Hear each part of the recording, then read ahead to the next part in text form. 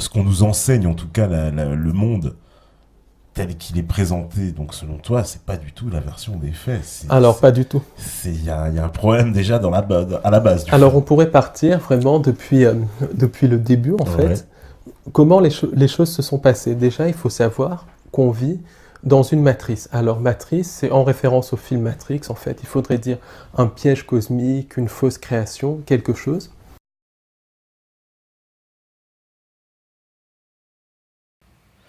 Vous n'avez jamais ressenti l'impression d'un déjà-vu? Vous n'avez jamais remarqué comme un flash de lumière l'impression d'un décalage infime dans un mouvement, un trajet en voiture qui s'effectue plus rapidement que d'ordinaire? La simulation n'est pas exempte de tout défaut.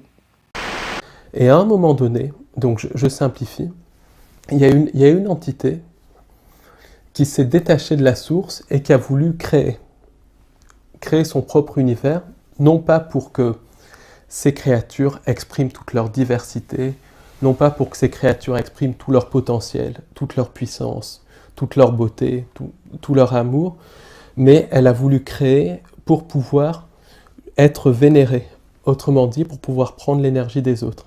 Et cette créature, à partir du moment où elle a voulu aller contre la création de la source, elle a perdu sa connexion divine, elle a perdu son âme, et cette créature a perdu sa capacité de créer. Donc, elle a commencé à imiter. Et en fait, ce qu'elle a imité, ce qu'elle a engendré, parce qu'on ne peut pas dire créer, c'est une très mauvaise copie de la création divine. D'abord, les égyptologues découvrent des papyrus vierges, glissés là par des faussaires, pour voir si ça passe, et pour conditionner celui qui découvre. Puis, des papyrus de comptabilité, toujours pour voir si ça passe, et pour faire monter la mayonnaise.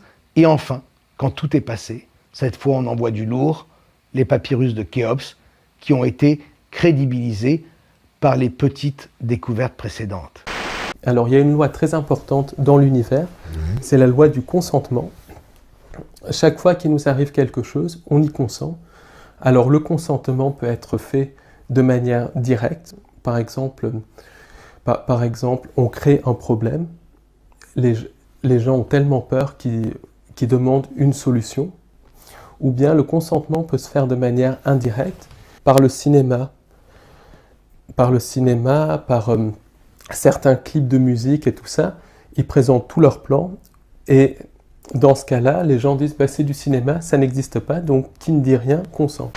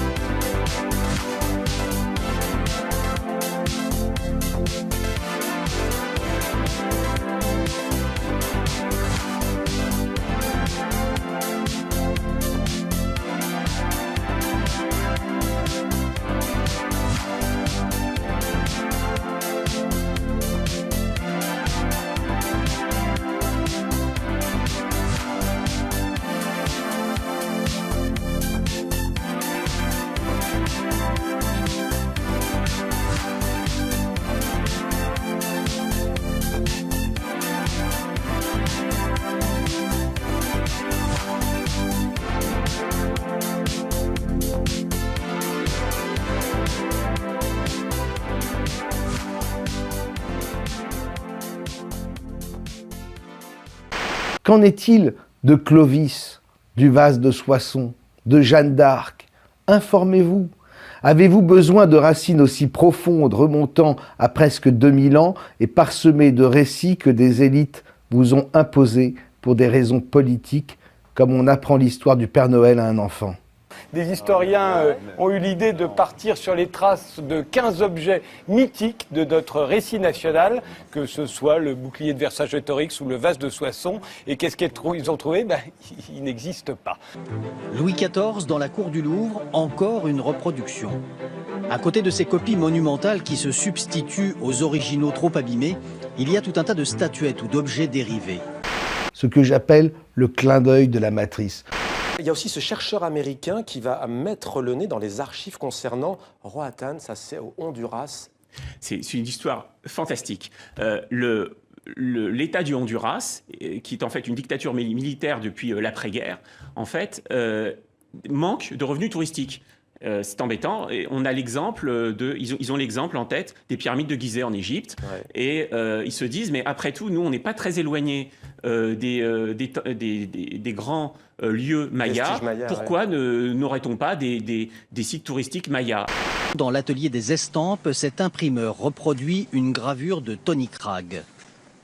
Pour un tirage conforme, l'artisan doit être aussi perfectionniste que l'artiste lui-même, car la copie est soigneusement comparée à son modèle. Contemplez ces images de Jupiter. À votre avis, s'agit-il de photographie ou de peinture? Messieurs, dames, veuillez regarder ceci. Le subconscient, comment on peut le définir? C'est la matrice en nous, puisque la réalité est holographique, le tout est contenu dans la partie. C'est ce qui régente la plupart de nos pensées.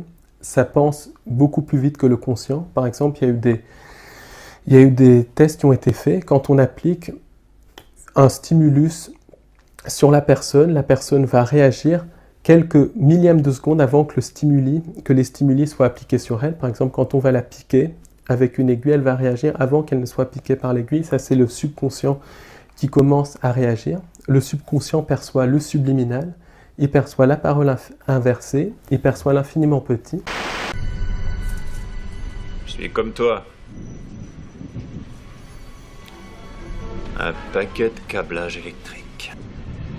On n'est rien d'autre qu'une simulation sur un vulgaire ordinateur. Quoi? Tous les mouvements préprogrammés sont tous générés par une énergie électrique. Mais bien sûr, on a amélioré le modèle, c'est évident.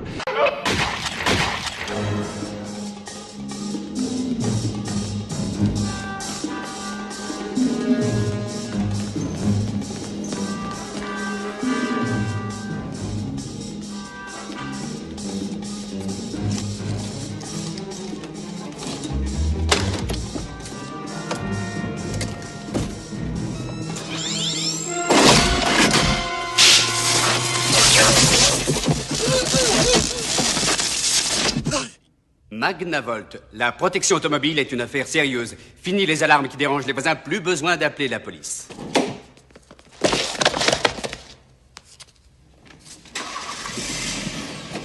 Et vous n'aurez même pas déchargé votre batterie. Magnavolt, la solution fatale. Alors justement, la première forme de contrôle mental, parce que on va quand même arriver au sujet, c'est de croire que cette matrice est une création divine. Cette matrice n'est pas une création divine, cette matrice, c'est une création d'un imposteur, c'est une fausse création. La deuxième forme de contrôle mental, c'est de croire que ce monde est un monde réel, que le monde est physique, que le monde est réel, que le monde est concret. Alors la science commence à montrer que ce monde, qu'on est dans une illusion, en fait, littéralement, on est prisonnier d'une illusion. Alors, je suis en train de taper sur cette table. Ah bah, elle est bien là. Elle est bien là, mais si on regarderait au microscope, on s'apercevrait que chaque atome serait constitué d'un noyau avec un électron qui serait tellement loin du noyau à l'échelle que la table serait du vide. Savez-vous aussi qu'en majeure partie, l'atome est composé de vide? Non, j'ai toujours suivi ça d'un peu loin, général. Il est presque entièrement vide, mais avec d'infimes fragments de matière. Et quand on sait que tout l'univers est composé de ces mêmes atomes, ça veut dire que ce qu'on voit, ce qu'on touche jusqu'au plancher qui nous supporte, qui est pourtant solide, eh bien c'est presque entièrement du vide malgré les apparences. Et pourquoi on ne tombe pas à travers? C'est parce que ces infimes particules de matière tournent sans cesse sur elles-mêmes, à une telle vitesse, que ça nous donne une illusion de solidité.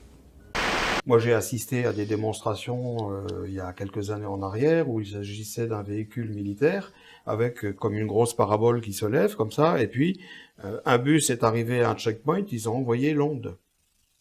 L'onde a fait tchouf, terminé.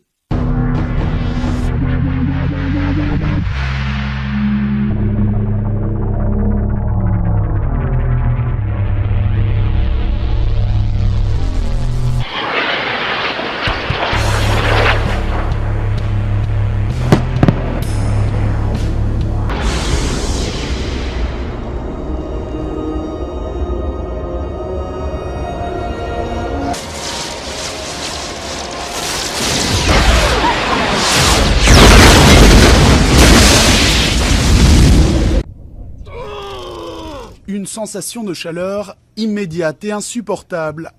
À 750 mètres de là, un opérateur vient d'émettre un puissant rayon électromagnétique. Invisible, inodore et totalement silencieux, il provoque à chaque fois une réaction identique. Après, un début de la création des nazis, c'était justement de créer une sorte de société secrète qui développerait certaines technologies. Donc, à la fin de la guerre, ils ont amené avec eux leurs connaissances sur le contrôle mental et ils ont continué à développer leurs connaissances et à infiltrer la plupart des gouvernements de la plupart des pays du monde. Par exemple, quand on voit le fonctionnement du gouvernement américain, toute la bureaucratie et tout, c'est extrêmement proche du nazisme. Aujourd'hui, aux États-Unis, n'importe qui peut se retrouver emprisonné sans avertissement et sans bonne raison. On peut être kidnappé, torturé et assassiné légalement si le gouvernement décide que l'on représente une menace à ses projets. Les nazis sont issus de certaines sociétés secrètes comme la Thulé. La société Thulé, la société Fabienne... plein de sociétés qui étaient financées par les jésuites, qui étaient financées par les Windsor, qui étaient financées par les Rothschild, qui étaient financées par les Rockefeller pour créer une sorte de société secrète qui contrôlerait une technologie et l'Allemagne a servi de laboratoire pour le monde du nouvel ordre mondial, c'est-à-dire l'élimination d'indésirables, la création d'une société complètement uniforme, complètement embrigadée. C'est ce que vous voyez, tel que vous le voyez. C'est votre vie en live. C'est le live de votre vie.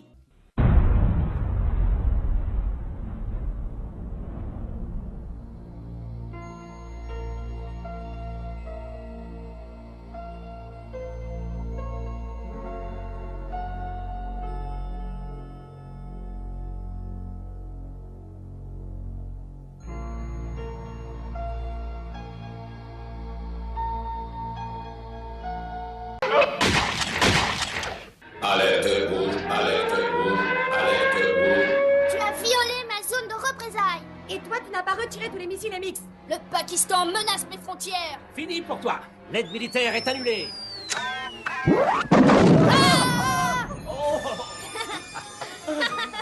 Et Ducati. Si l'on croit, comme c'est mon cas, dans la République, à un moment, il faut passer par la franc-maçonnerie. He was by himself, and so we had a good little dialogue there, and I asked him about the field of black boxes. What were they? Because I'd never seen anything like that, and his statement was that if he told me, I would be one of few people in Madison, Georgia, that knew about them. And he says they're disposable coffins, I believe he told me. And he says there's 100, at that time he said there was 125,000 there. They were stacked, he told me 15 high. I asked him who owned them, and he stated that the CDC. C'est une histoire incroyable qui s'est déroulée au début des années 50 à Pont-Saint-Esprit dans le Gard. Les habitants avaient été pris de folie. 5 d'entre eux même avaient été tués. On a longtemps accusé le pain d'avoir été empoisonné. Aujourd'hui, révélation fracassante, la CIA aurait volontairement arrosé par voie aérienne le village de LSD dans le cadre d'une expérience.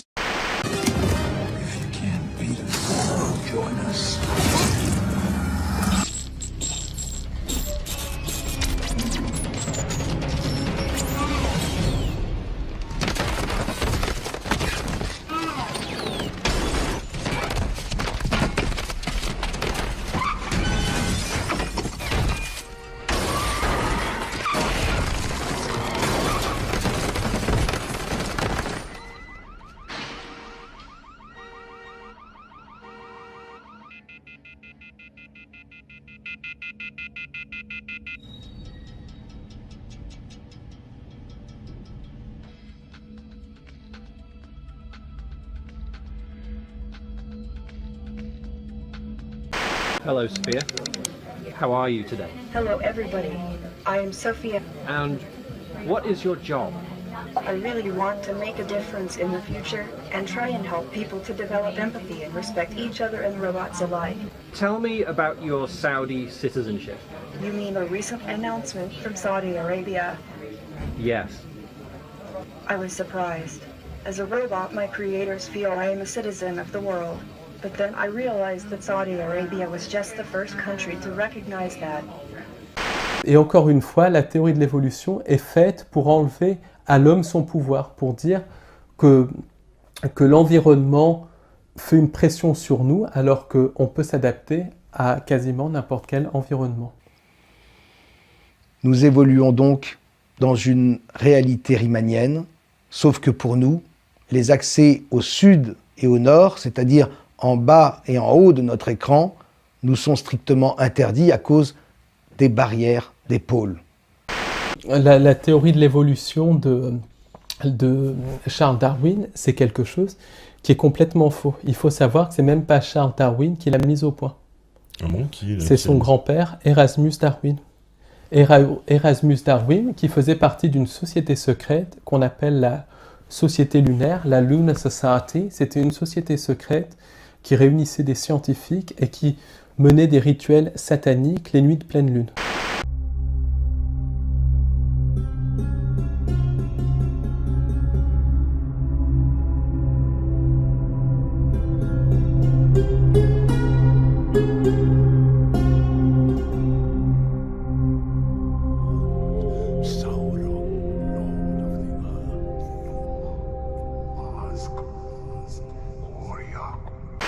Vous devriez être enthousiaste parce que ceci est une des plus grandes découvertes que l'humanité ait jamais découverte et à laquelle vous pouvez participer. On sait faire résonner des voix à l'intérieur des crânes.